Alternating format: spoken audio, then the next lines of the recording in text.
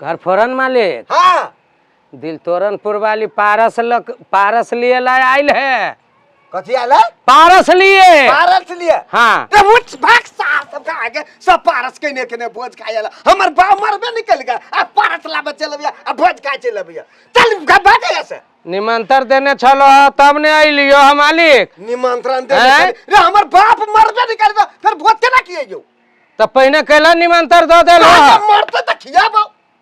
तो नहीं मारलो? नहीं।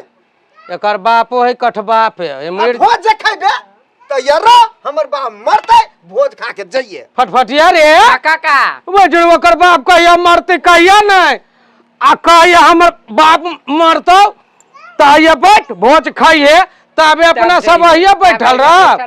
हे हमर तोरा भोज खाए के न है। चल निकल फिर। हाँ जा छिया भोज खाइए भैया।